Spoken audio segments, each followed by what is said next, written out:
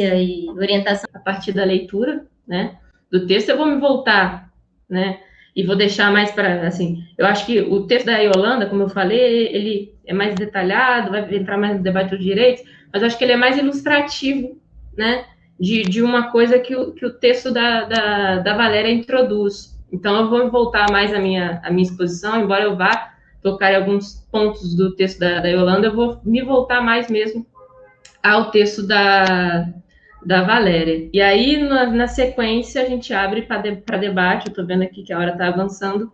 Vou tentar ser breve, né? Tentar.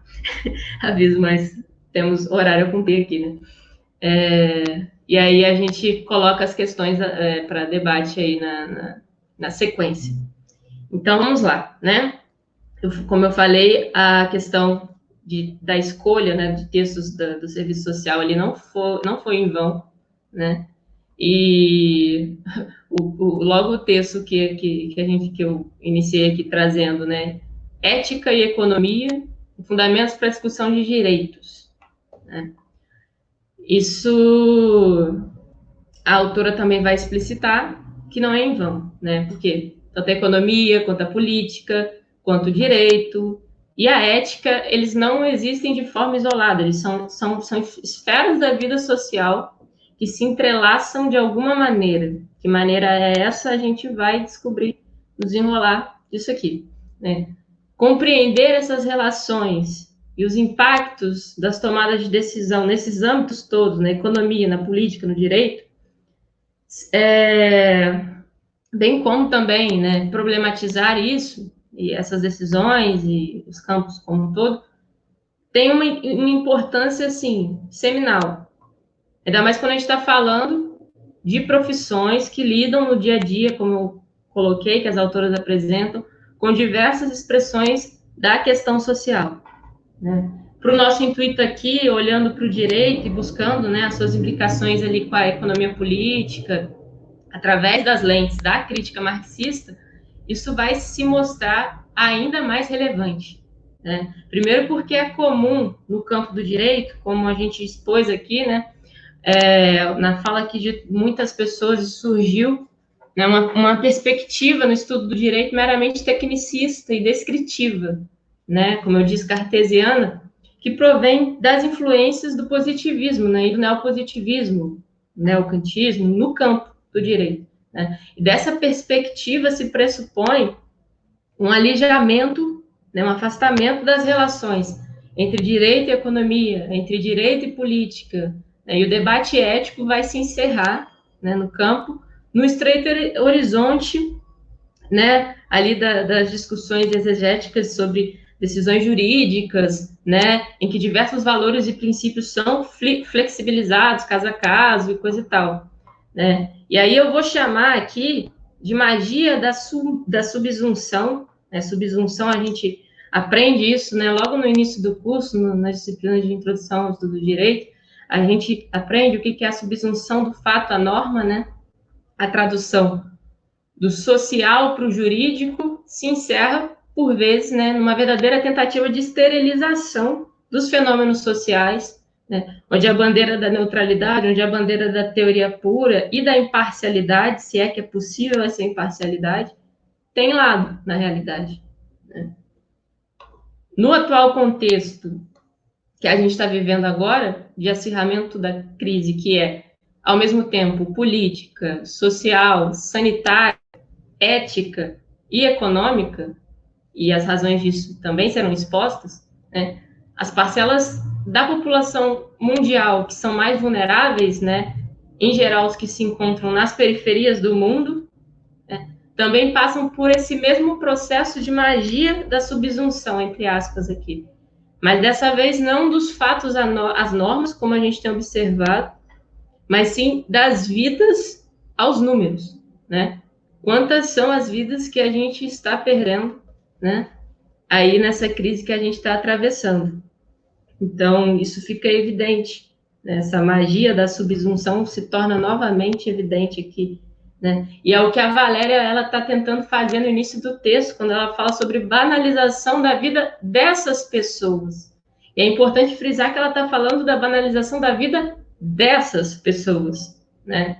Nós temos muitos exemplos, basta que a gente, né, procure se informar minimamente aí sobre o atual estado da crise, né, das coisas no geral, em especial para nós, né, brasileiros, que estamos aí na luta pela sobrevivência diante de um projeto de governo que não só prioriza a vida, quer dizer, o lucro acima da vida, como fora recentemente noticiado, uma semana ou 2 semanas atrás, né, saiu na revista Valor Econômico, que no ano da pandemia o Brasil ganhou 11 novos bilionários para a lista da Forbes. No mesmo dia, o jornal O Globo noticiou que, pela primeira vez em 17 anos, mais da metade da população brasileira não tem garantia de comida na mesa, né? E a gente assiste a tudo isso. Saiu também, eu vou disponibilizar para vocês o relatório da situação elaborado pela Comissão Interamericana de Direitos Humanos no Brasil, relativo à situação dos direitos humanos no Brasil.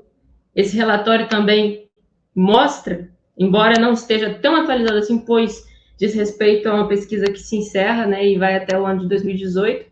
No entanto, nos revela, e o lançamento até desse relatório foi na semana passada, eu pude acompanhar, e, enfim, é uma situação, como eu citei anteriormente, sintomática de algo que, né, não são todos aí que estão tendo uma compreensão mais completa acerca disso, e a gente vai tentar olhar para isso aqui dessa forma. De um lado, né, a gente observou ao longo da história, né, um processo de conquista de direitos, né, e até mesmo diante de tudo o que a gente está vivendo, a gente consegue um avanço ou outro em algum, por incrível que pareça, em algum eixo, né, em algum ramo e coisa e tal, né, mas a gente se depara novamente com o grande dilema, né, de se tratar, na realidade, uma conquista formal de direitos, que se dá através de um processo de lutas, de reivindicações, que são comportadas, né, e recepcionadas de alguma forma por essa mesma estrutura. Isso a gente também vai trabalhar mais adiante, né, e é exatamente isso, né, contudo, essas conquistas, elas coexistem com o acirramento das desigualdades sociais e mesmo da destruição, né, desses direitos que sequer, né, no nosso caso, no caso de outros países da América Latina, ou mesmo também do capitalismo central, nem chegaram a ser efetivados e garantidos a todo mundo. Né? Como isso se dá, por que isso se dá, a gente vai encontrar resposta para isso somente no universo jurídico, de forma isolada? Essas respostas que a gente, em geral, encontra nessas discussões jurisprudenciais, os debates dos juristas e coisa e tal, essas respostas, elas dão conta do problema, ou, pelo contrário, elas vão justificar esse problema, vão trazer uma interpretação mais conformada, mais conformista ou reformista, dentro dessa mesma ordem de coisas, a gente vai compreender isso aqui ao longo dessa discussão, né? Segundo o que a Valéria está apresentando, né, ela coloca que se torna evidente, então, uma grande polêmica, né, entre ser e dever ser, né, entre o real, a materialidade da vida, das coisas, né, as necessidades, a desigualdade, coisa e tal, o aprofundamento de tudo isso, e a conquista formal no plano abstrato, discursivo, frio, né, na letra fria da lei, vamos assim dizer, no campo, né, da luta por direitos. Né? Aqui. Inicialmente, então, ela vai se filiar a uma interpretação lucasiana, né? Ela vai lá na ontologia do ser social para fazer um meio de campo ali para introduzir a perspectiva sobre a qual ela está partindo, né? Ela vai dizer que, como nas demais produções humanas, os conteúdos valorativos são inerentes às realizações no campo econômico, né? E ela vai trazer justamente a compreensão de que o homem é um ser inacabado, né? E as ações do homem, né, enfim, na produção e no processo de produção e reprodução da vida, tanto podem servir para que o homem se enriqueça, né? Que a humanidade se enriqueça, que as pessoas se enriqueçam em humanidade, né, se desenvolvendo enquanto ser social, como também para que faça absolutamente o oposto, para que se destrua isso, né, para que se destrua cada vez mais pessoas de humanidade, por exemplo, né, e dizer isso implica justamente na afirmação que ela vai trazer para a gente de que o entendimento da atividade social entender isso, né? Entender a atividade social e as relações por meio das quais os seres humanos, né, naquele intercâmbio, na troca com a natureza, na interação com a natureza, produzem as suas condições de existência, produzem seus meios de vida e simultaneamente se constroem condicionados pela natureza, é justamente um requisito para a compreensão do mundo a partir da perspectiva materialista histórica dialética. Então, né, para o materialismo histórico dialético, né, para a formulação marxista no geral, e aqui passando só uma pincelada, né, em termos centrais do que ela está trazendo, a gente vai se deparar dentro da tradição marxista com a centralidade da categoria trabalho dentro do arcabouço marxiano, né, do arcabouço teórico, categórico de Marx, né? E a categoria trabalho, ela expressa também, ela carrega consigo, né? Isso a gente vai entender mais adiante, justamente uma contradição, que é capital e trabalho, né? Para entender o capitalismo, que é uma das contradições centrais. Quem teve acesso àquele livro do David Harvey, né, As 17 Contradições do Capitalismo, concordando ou discordando, visualiza que existem outras contradições também, né?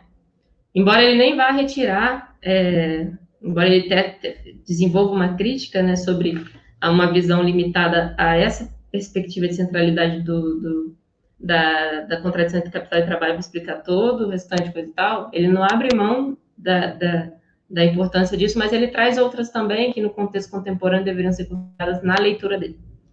Enfim, também posso disponibilizar esse livro para quem tiver interesse no Drive. Enfim, para o marxismo, né, trabalho ocupa um posto central assim, para a compreensão da sociedade, né, porque é justamente através do trabalho que o homem produz novas capacidades, qualidades, necessidades, e que ele pode se enriquecer espiritualmente, né, e é assim, a partir desse processo, né, construindo níveis cada vez mais elevados de sociabilidade, de organização e coisa e tal. Então, é por meio do trabalho que a gente vai observar o contexto da imersão da consciência, da imersão das ideias, do conhecimento, dos valores, das concepções de mundo.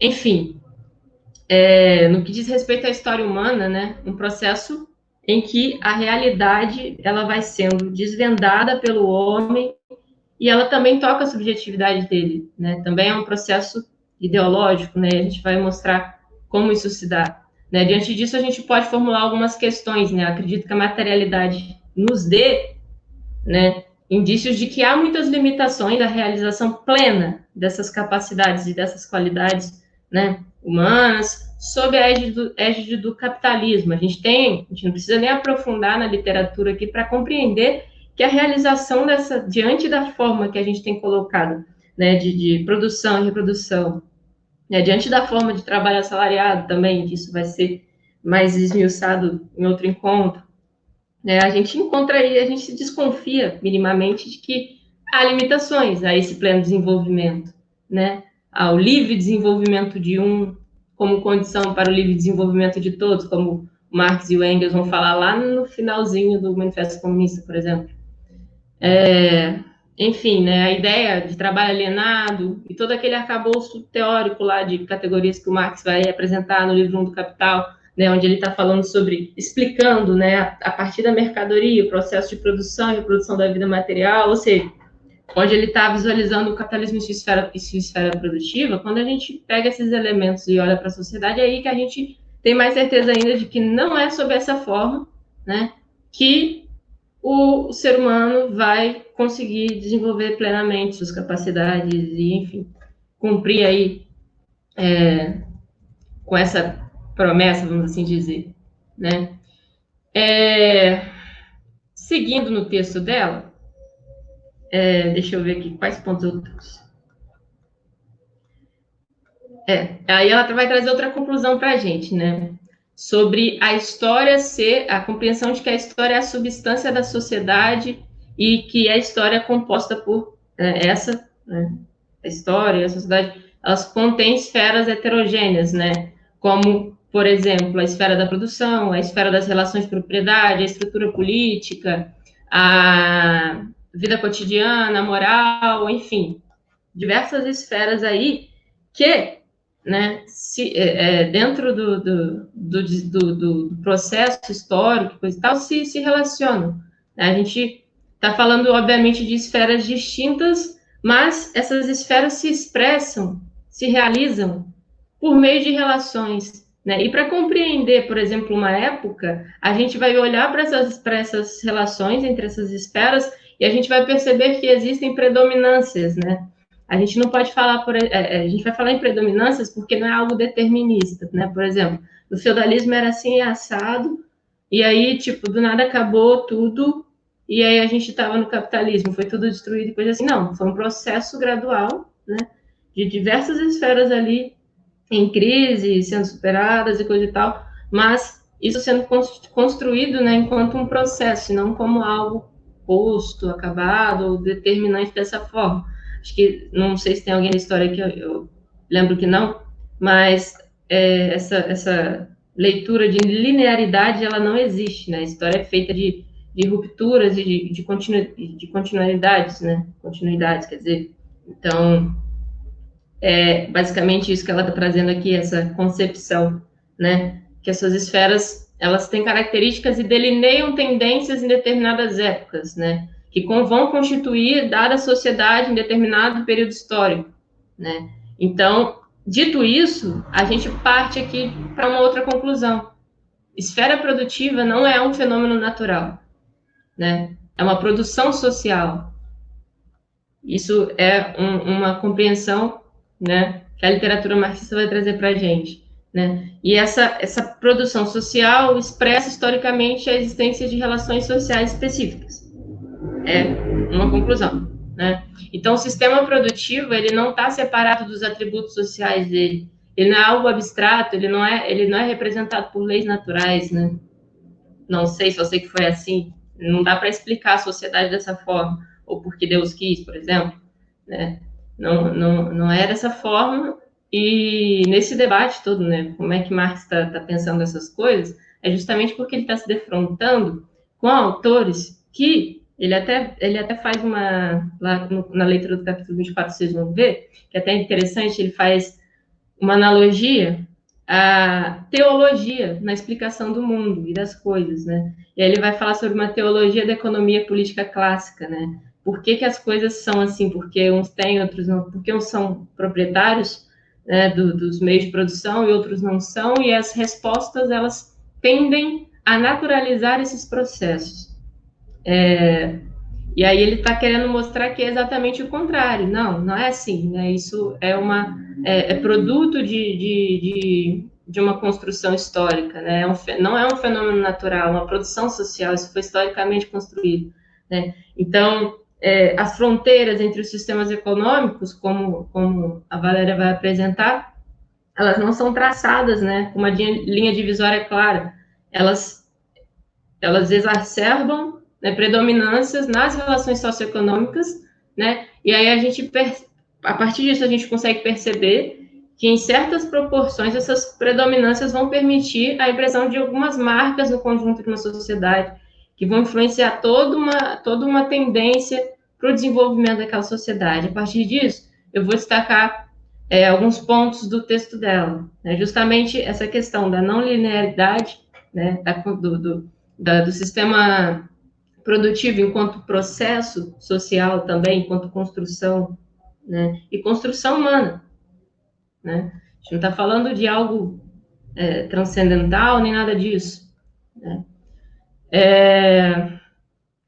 No que diz respeito à transição do sistema feudal de produção para o sistema capitalista de produção, ela vai evidenciar, por exemplo, que uma das principais características do sistema capitalista de produção é o ineditismo de até então a gente não ter experienciado nenhum outro sistema de produção que se constituísse pela supremacia do valor de troca, né, pelo mercado, conformando uma organização social cujas relações materializam a submissão do trabalho ao capital e os valores de uso, né, passam então a incorporar a condição de mercadoria, inclusive a força de trabalho enquanto mercadoria que para se reproduzir necessita ser trocada por salário. Né? Então a gente teve a imersão de uma forma social com tendência a universalizar o quê? Quais eram as predominâncias? Justamente a universalização das relações mercantis. Então esse processo não se deu de forma linear, né? Como a gente vai ver lá no nosso terceiro encontro, como eu já falei, quando a gente for tratar da questão da acumulação primitiva no capital, a partir da discussão da professora Virginia Fontes também, a gente vai ver como que esse processo, né, foi marcado e é marcado, porque não é um processo que se encerra. A acumulação primitiva não é algo que se deu somente lá no surgimento do capitalismo e acabou, não existe mais, e aí se desenvolveu todo o restante. Não, é um processo permanente, né? E por ser permanente, segue, né, marcado por violência, por coação, por persuasão, por controle. A gente vai ver no terceiro encontro como que isso se dá. Né? Então, a produção capitalista ela vai expressar o quê? Um modo que é historicamente determinado de os homens produzirem e reproduzirem material e espiritualmente. Né? É um modo de produção que ele não se esgota em si mesmo, mas que ele constitui um processo que, apesar dele não assegurar as condições para a homogeneidade da sua expansão, ele tem vocação a uma mundialização, né? Não existem fronteiras para essa ampliação do capital e coisa e tal. A gente vai ver também na discussão sobre globalização, né? E esse modo de vida, né? Esse modo historicamente determinado dos homens produzirem e se reproduzirem, reverbera em todas as outras dimensões da vida social. Isso seja ideologicamente ou mais objetivamente também. É um processo que é objetivo e subjetivo também. Isso também é considerado. Então, a gente tem que a produção, né, ela é uma relação social e ela não procede de leis naturais, né? É uma relação social historicamente construída que vai posicionar classes sociais em determinados lugares. Né? E isso partindo da produção. Mais adiante, eu trouxe uma explicação sobre aquela leitura que se faz, né?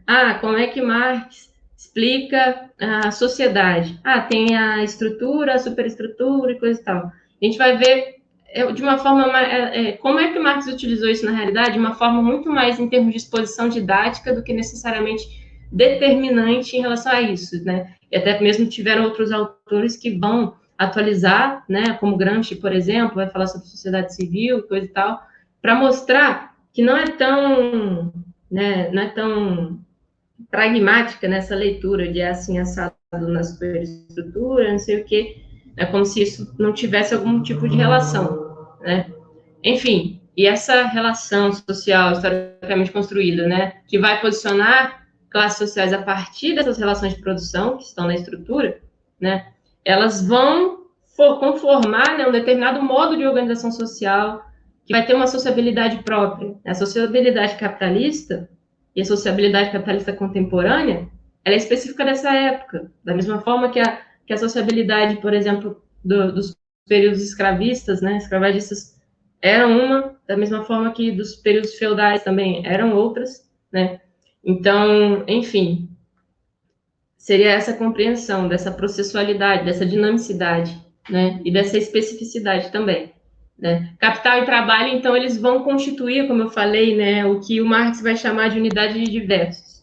É uma relação entre classes sociais que são antagônicas, que se expressa lá na contradição do mundo das mercadorias, né? No mundo em que essa relação vai tomar a forma, né, a aparência, né?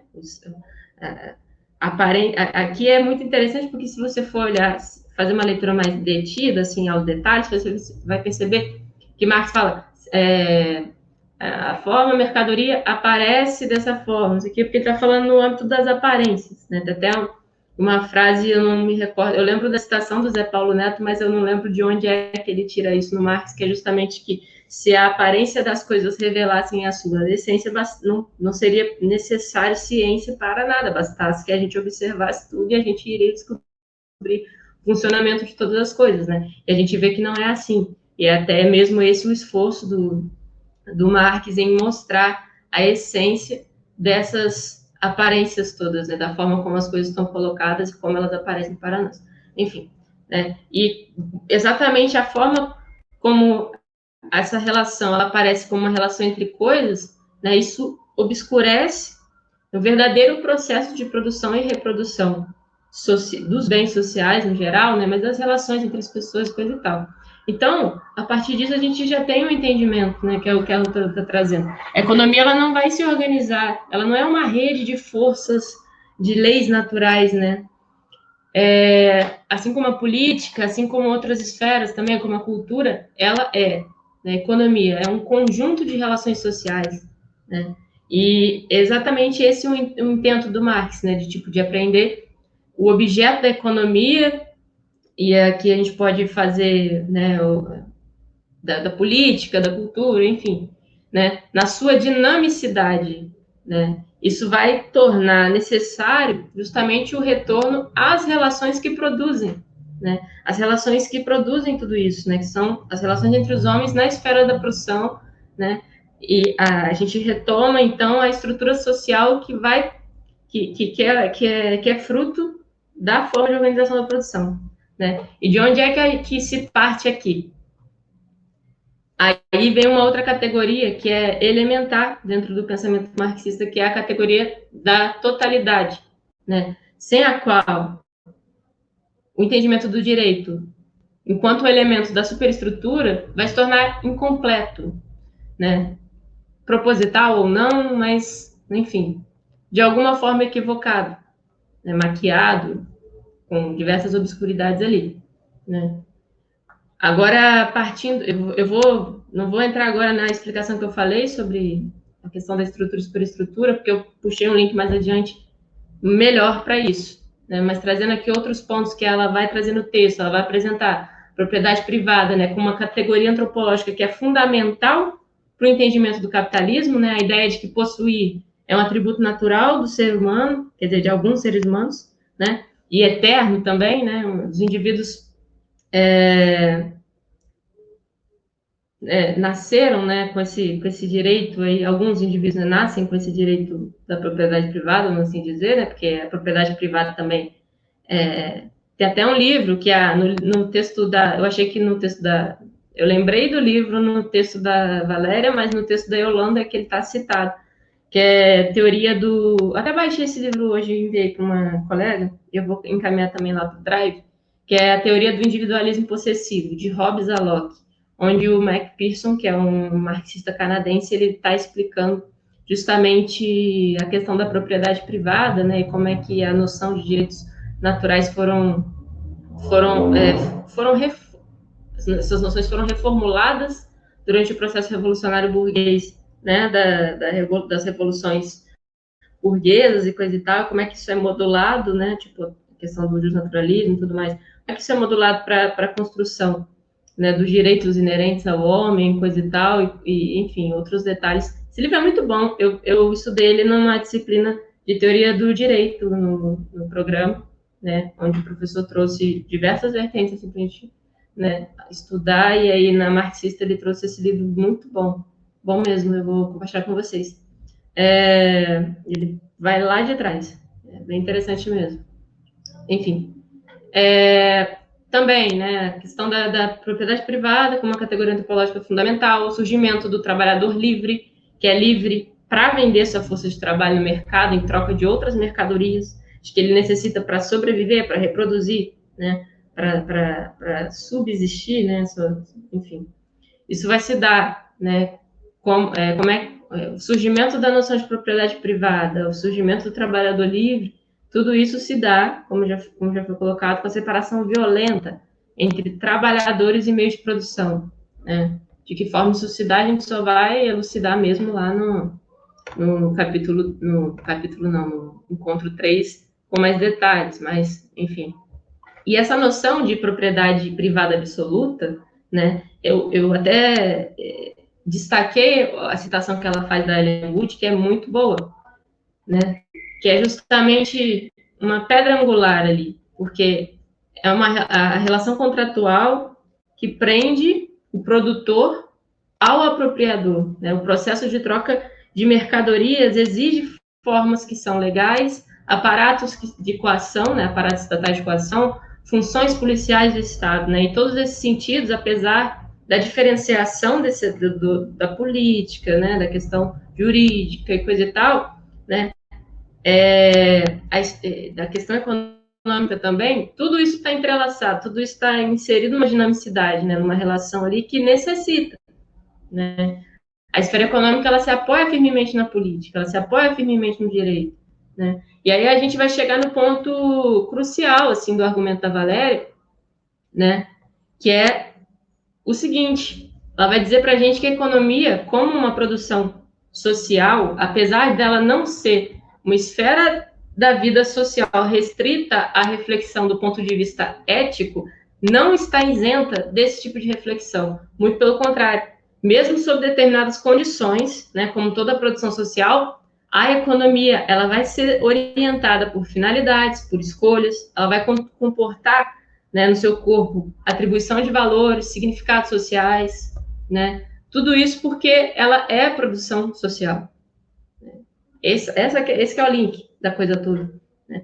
E aí a gente se depara com algumas coisas, né? A promessa, por exemplo, da modernidade, né? A promessa de liberdade, igualdade, fraternidade, acabam por se encerrar diante dessas escolhas todas, né?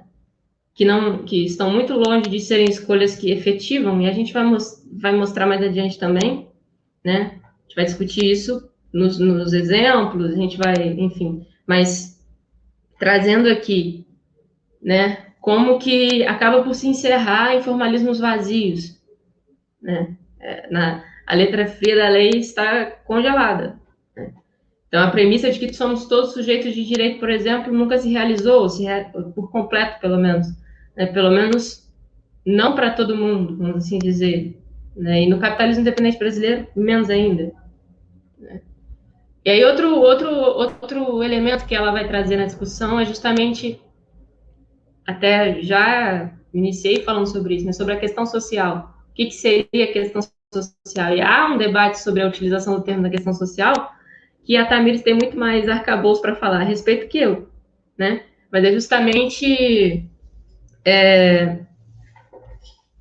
aqui no texto da Valéria, ela vai trazer a perspectiva do Yamamoto, que quando se fala em questão social, está se referindo, né, a essas diversas expressões das desigualdades sociais que existem, né, na sociedade capitalista e que são também impensáveis sem a intermediação do Estado, né? Então, elas expressam desigualdades que são econômicas, que são políticas, que são culturais, né, das classes sociais e que configuram um denso processo de conformismo, de rebeldias, né, em função das lutas pelos direitos sociais e políticos dos indivíduos sociais, né?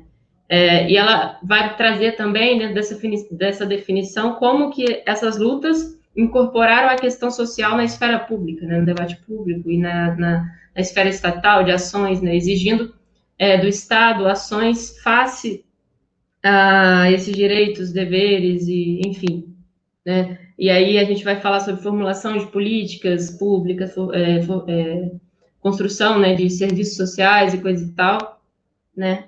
E toda uma formulação que, embora tenha se colocado na esfera pública, diante da crise, ela é atacada, né, em favor do desenvolvimento de uma lógica capitalista nas sociedades, né, com a que é justamente a ideia de implementação total do mercado, né, como se isso levasse magicamente à solução dos problemas sociais, a ideia de equilíbrio social, né, a harmonia social e coisa e tal.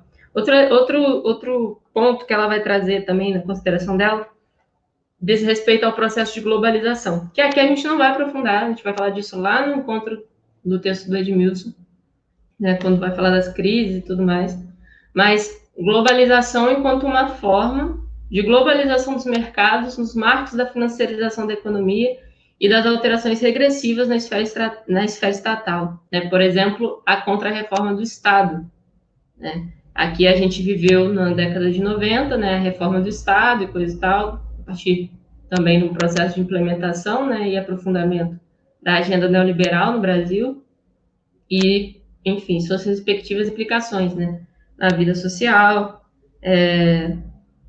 diante do processo que é de restrição de responsabilidade do Estado, né, de responsabilidade pública, frente a esses direitos que foram conquistados, foram formalizados, né, e também frente às necessidades sociais, ou seja, a gente tem de um lado, né, um aprofundamento dessas desigualdades, a gente teve a conquista de direitos, né, alçados aí a questão ao patamar de direitos fundamentais, direitos sociais, né, ou seja, a gente caminhou no sentido de conquista disso e formalização, né, mas em termos de concretização, de efetivação, de garantia, nós não chegamos a realizar isso, né, e até mesmo o debate que a Yolanda vai trazer no que diz, quando ela está falando sobre a Constituição brasileira, né?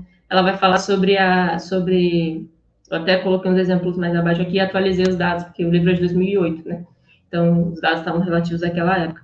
E aí eu atualizei os dados no que diz respeito a trabalho infantil e coisa assim.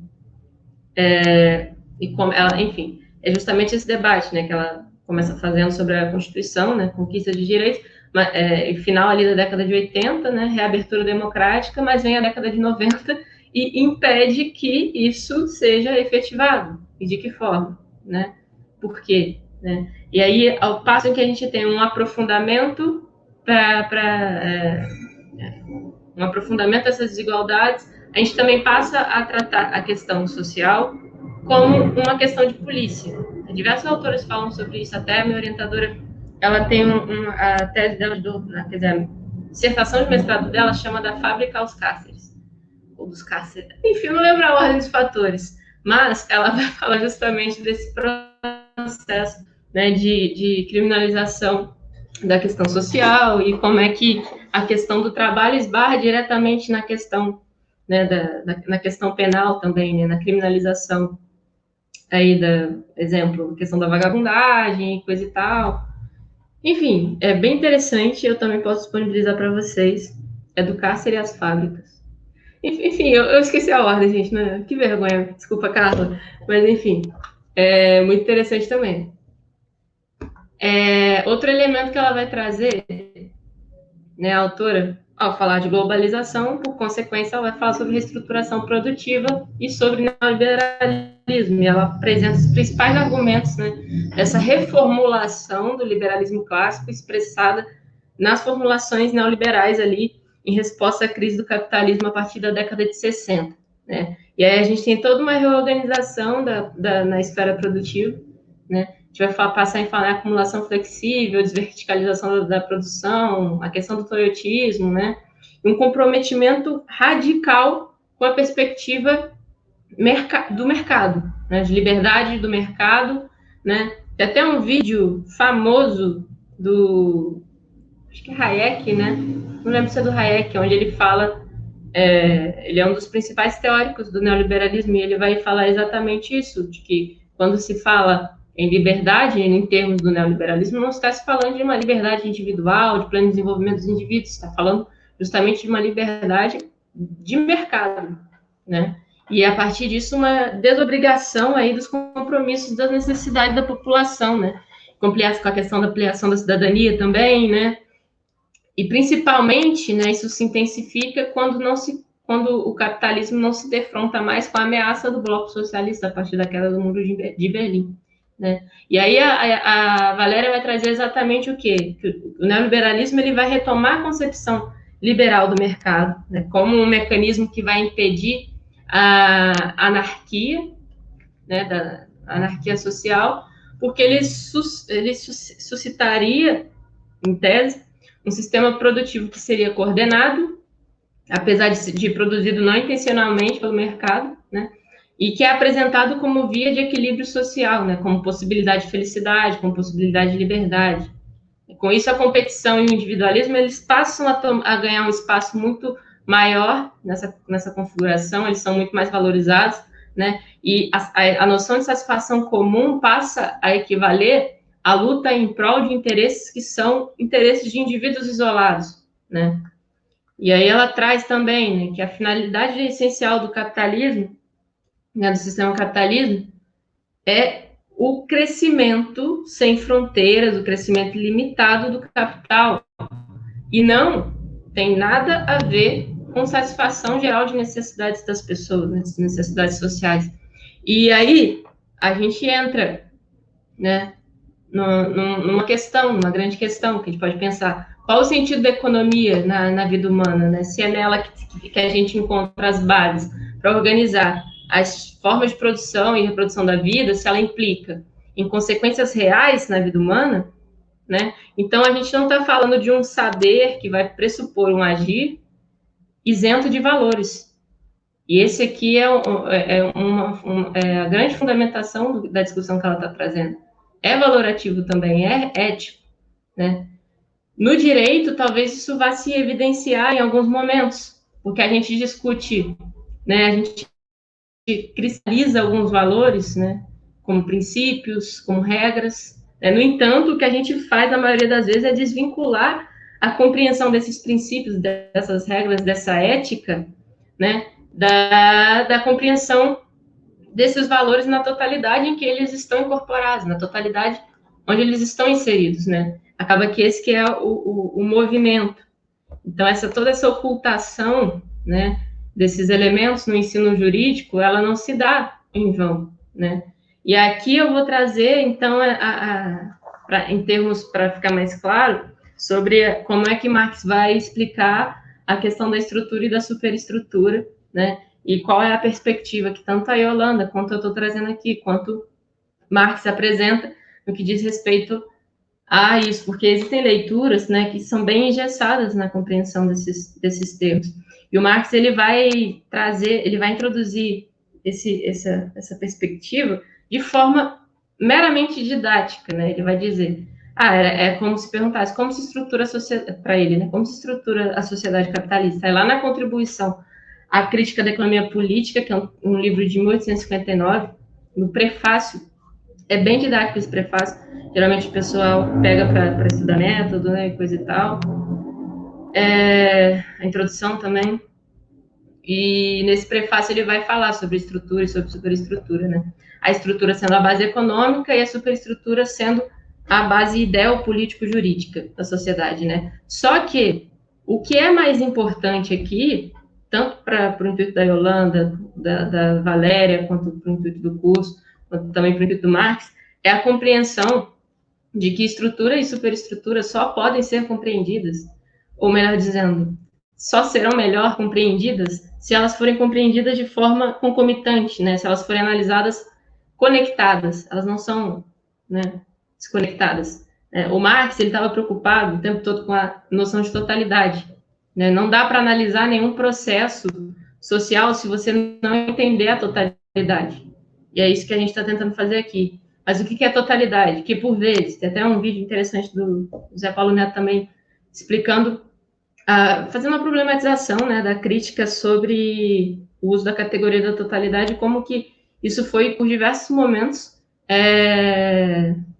distorcido, né, e até mesmo equiparado tem gente que acha que totalidade equivale a totalitarismo, e não tem absolutamente nada a ver com nada.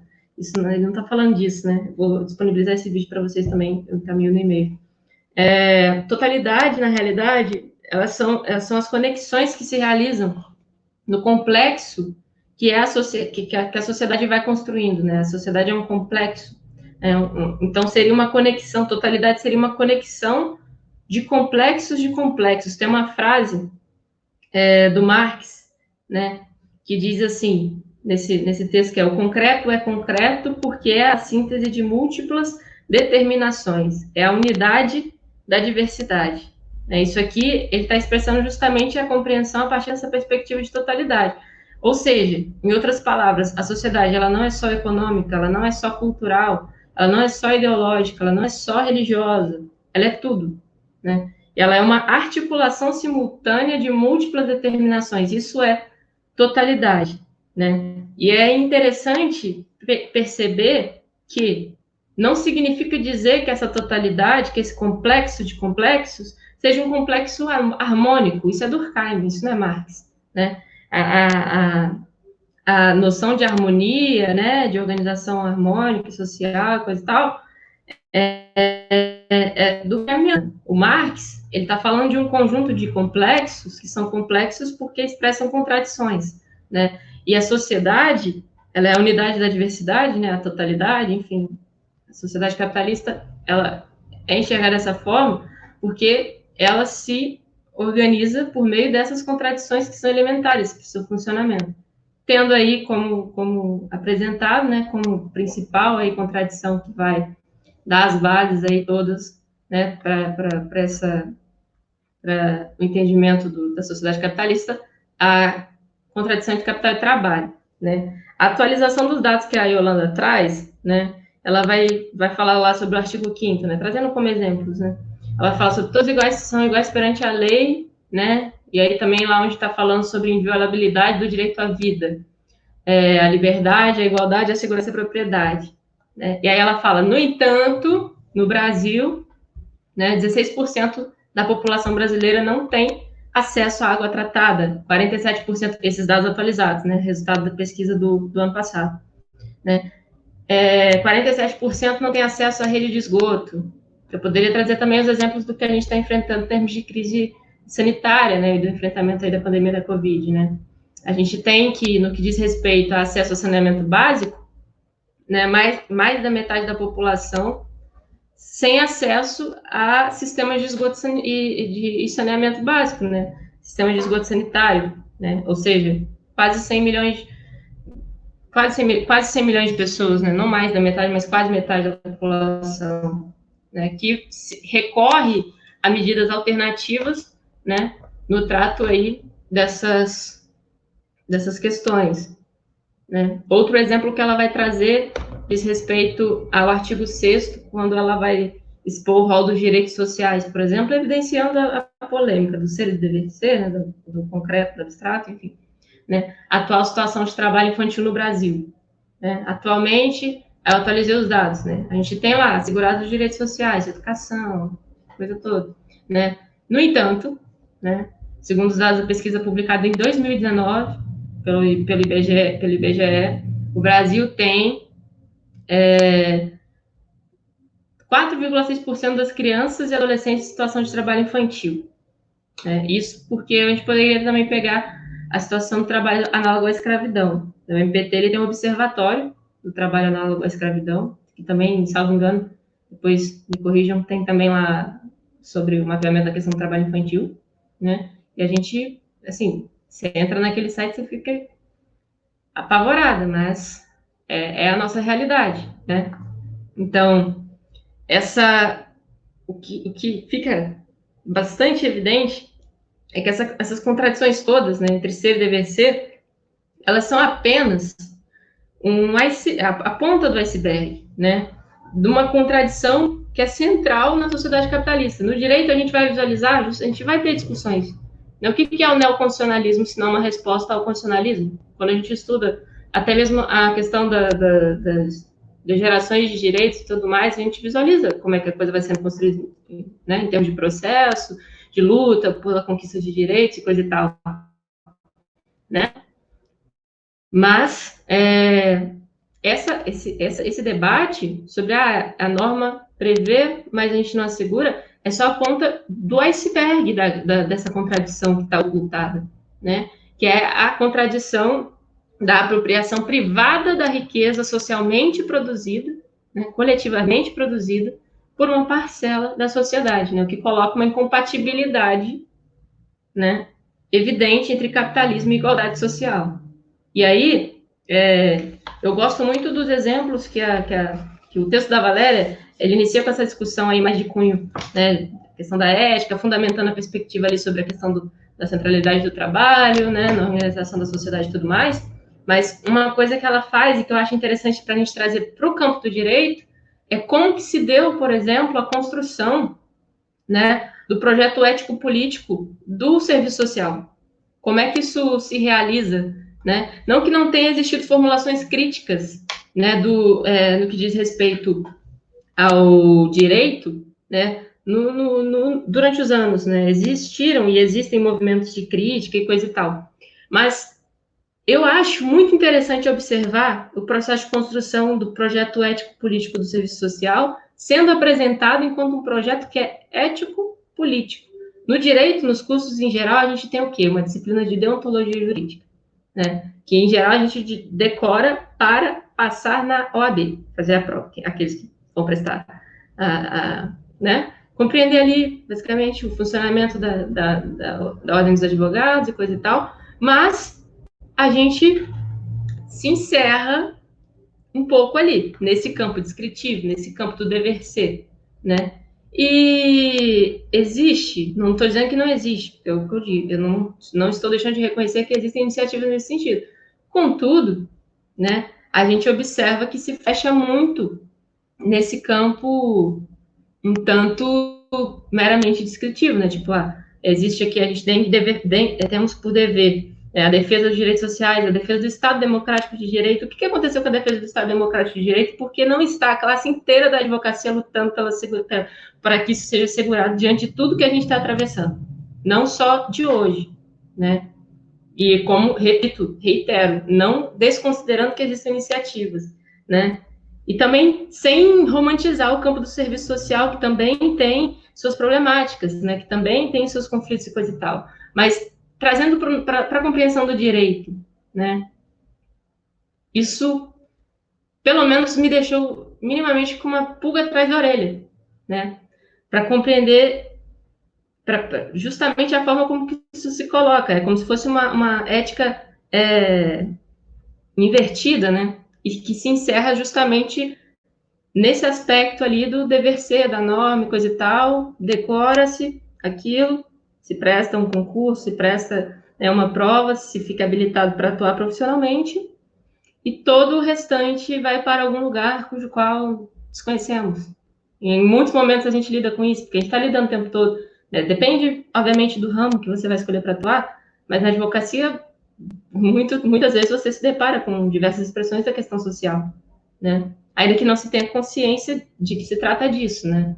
Mas, enfim, aí eu jogo aí para vocês esse debate acerca dessa questão ética, né? A forma como o compromisso ético, né? E a expressão de projetos econômicos, políticos, jurídicos que que estão colocados de uma forma que, se a gente for levar para o debate filosófico, né?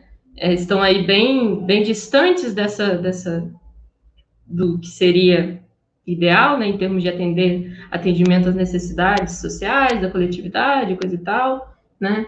Em termos profissionais, isso, assim como existem consequências, né, diante das decisões no campo da economia, existem consequências práticas, né?